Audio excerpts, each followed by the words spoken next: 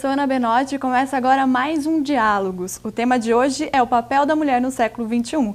E você quer saber o que o povo acha desse assunto? Fomos à rua perguntar. O Povo Fala. Blá, blá, blá, blá. Eu acho que no século XXI a mulher tem um papel de conciliadora. Fazer 1000 coisas que a deixem feliz. Já é bem diferente do que era antigamente, né? A mulher hoje em dia já é mais independente, já não tem aquela coisa de precisar casar, de ter que tomar conta da casa só. Hoje a mulher assumiu uma posição dominante na sociedade e ela está ganhando mais espaço. E eu acho que isso está, inclusive, assustando muito os homens. Tem uma desvantagem em deixar a família um pouco de lado. Existe essa preocupação de se trabalhar, de status, de ajudar o marido, de construir bens, que não é de mal. Porém, eu acho que a família fica muito exposta. O papel da mulher ele tem historicamente sido o mesmo sempre. Não importa se a razão disso é uma razão social ou se é uma razão genética, mas o papel da mulher historicamente tem sido o papel de cuidadora. O futuro é delas. Elas vão acabar dominando tudo e o que sobrar fica para os homens. Bom, dá para perceber que as respostas são bem variadas e homens e mulheres possuem opiniões diferentes sobre o papel da mulher no século XXI. Mas a gente vai falar muito ainda sobre esse assunto e para me ajudar eu tenho aqui a Ayla Kimura. Oi, Ayla, tudo bem? Tudo bem, Ana, e é isso mesmo. O papel da mulher atualmente tem mudado e muito. As mulheres estão ganhando cada vez mais voz pelo mundo, tanto no mercado de trabalho como nos estudos e até na presidência. Inclusive, o número de mulheres que chefiam a família também vem aumentando no Brasil. Cerca de 35% das mulheres assumem esse papel. Bom, não há dúvidas que o papel da mulher tem se transformado e muito. Quer saber o que mais está mudando? Acompanhe a reportagem de Andressa Leite.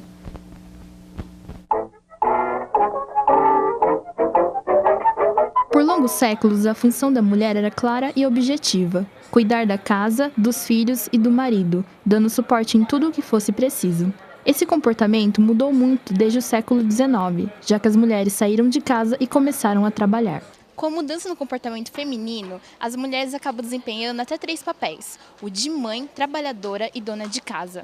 Com isso, ela chega a trabalhar 5 horas a mais que os homens e, mesmo assim, segundo o IBGE, ganha 28% a menos que eles. Patrícia é mãe, estuda pela manhã, trabalha à noite e conta com ajuda para cuidar da filha. A minha mãe me ajuda. Eu moro com a minha mãe e ela me ajuda bastante. Eu optei por trazer ela para a faculdade porque senão eu ficaria pouco tempo com ela. Mas como eu trabalho à noite, minha mãe fica com ela no período que eu não estou, mas eu fico só 5 horas fora. Mas assim, eu acho muito ruim. Mas todo excesso é perigoso e o aspecto multifuncional da mulher pode levar ao adiantamento da maternidade, à interferência dos pais na criação do filho, solidão e o afastamento de amigos e familiares. Por isso é preciso um balanceamento das atividades. Carolina está doutorando em Ciências Sociais e afirma que as mulheres já começaram a trabalhar fora quando ocorriam as guerras, mas depois, quando os homens retornavam, tudo voltava ao normal. Após essas guerras, existe a produção de uma discursividade social que, como se ela informasse que, então, já que as guerras acabaram, as mulheres podem podem parar de trabalhar fora e passar novamente a estar em casa, né? Porque o lugar de mulher é em casa, né? E lugar de homem seria trabalhando fora, provendo a família, etc, etc e tal. Então, se a gente pega, por exemplo, as propagandas na década de 50, de 60...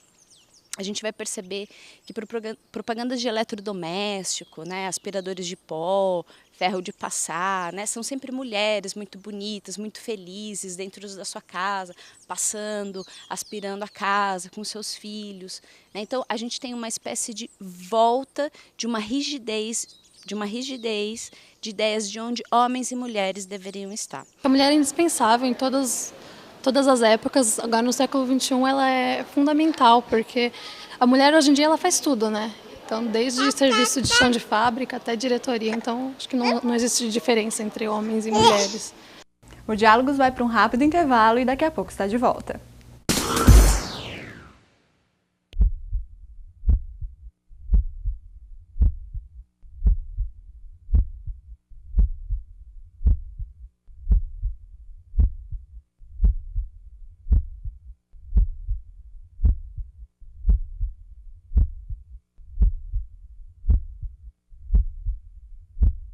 Você sabia que a cada bolsa de sangue doada, 4 vidas podem ser salvas?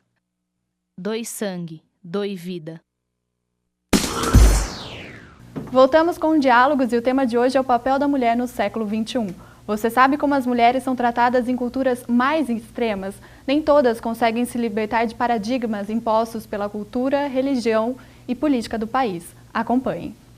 A palavra submissão no dicionário significa obediência, mas em alguns casos, tratando da conduta que envolve mulheres, a sujeição é um tanto exagerada.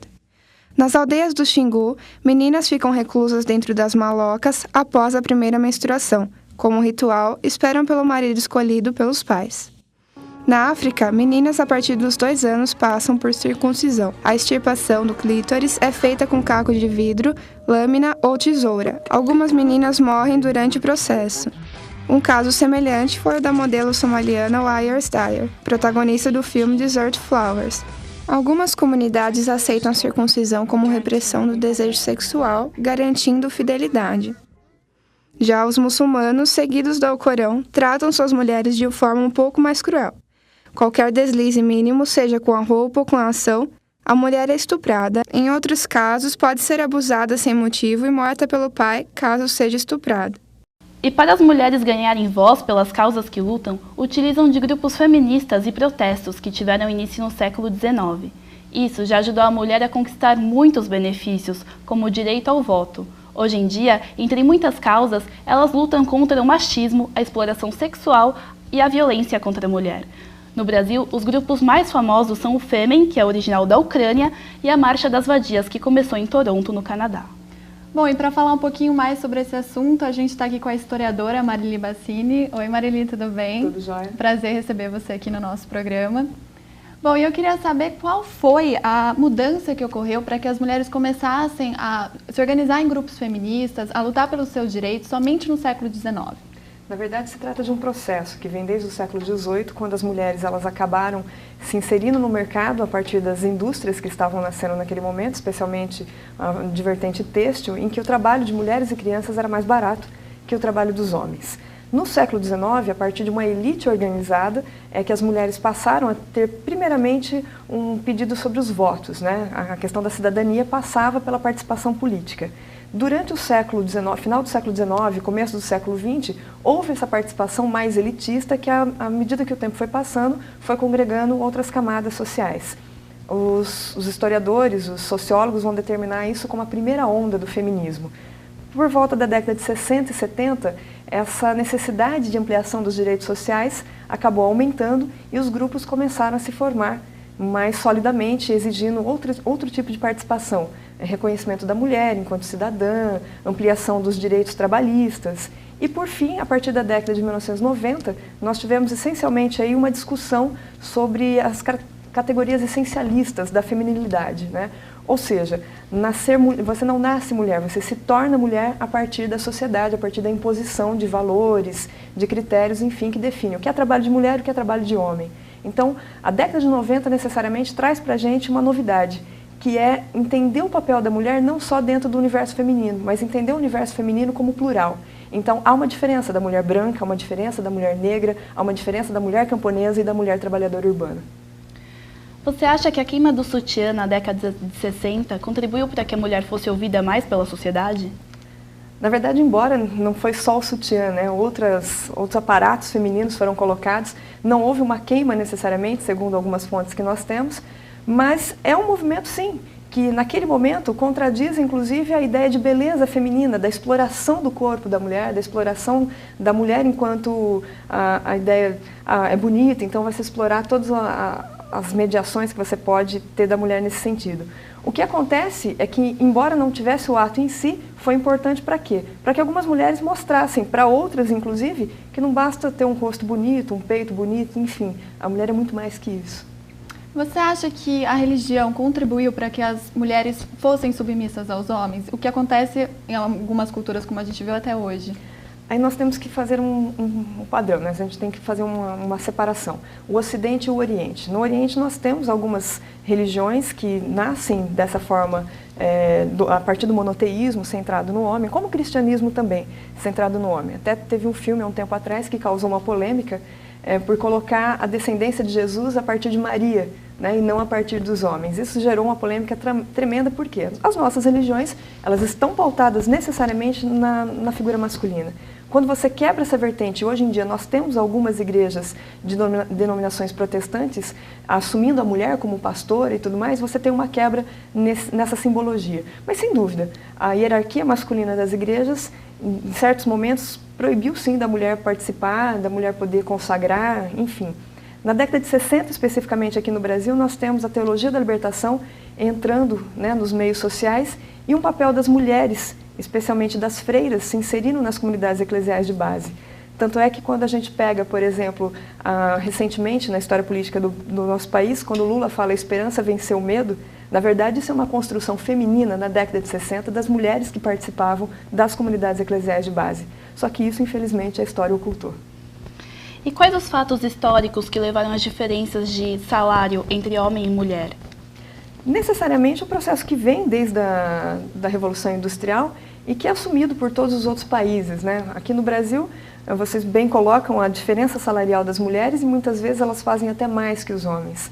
O que a gente tem que prestar atenção necessariamente é de que maneira esse trabalho é postulado para a mulher, como que a mulher se comporta nesses níveis. Muitas vezes nós temos sim as mulheres assumindo posturas, cargos ditos masculinos ao longo da história, mas elas acabam repetindo a mesma postura dos homens. O que a gente tem que perceber é de que maneira a gente pode reconstruir essas relações que são de gênero e de que maneira essas relações elas podem ser mais cidadãs, nem tanto para homens, nem tanto para mulheres. E você acha que a sociedade brasileira ainda é muito machista? Totalmente. A sociedade é muito machista, ainda é muito machista, mesmo por conta da consideração que se faz das mulheres, da quantidade de estupros. Eu não estou bem certa do número, mas pelo visto são 15 mil estupros por ano de mulheres. Né? Isso significa um número muito elevado em se tratando de um século XXI em que as mulheres alcançaram muitos direitos. Né? Nós temos aí muito presente na nossa sociedade ainda esse estigma em cima da mulher, porque usa uma roupa, ou usa outra, mostra um pouco mais o corpo, então ainda por parte de alguns homens esse tipo de postura. Você acredita que grupos feministas como o Fêmen e a Marcha das Vadias, que fazem história hoje, cumprem seu objetivo? Eu creio que o objetivo vai um pouco além, né, daquilo que eles propõem como necessariamente a denúncia do estupro, como o caso da Marcha das Vadias e o Fêmen, que eles, no caso elas, né, elas estão por toda parte, independente de qual discussão, se política, se social, se econômica, estão no meio. Eu creio que é um importante espaço que a mulher tem conquistado para ser ouvida, inclusive. Então, o objetivo, eu acredito que está além, né, disso que elas propõem. O fato é que se conseguirmos conscientizar a todas as mulheres, e especialmente um grau de educação para todas elas, né, para todos os gêneros, digamos assim, a gente consiga construir uma sociedade mais justa. Obrigada, Marili. Obrigada. Bom, espero que o programa de hoje tenha esclarecido vocês e obrigada pela audiência. Obrigada e até a próxima.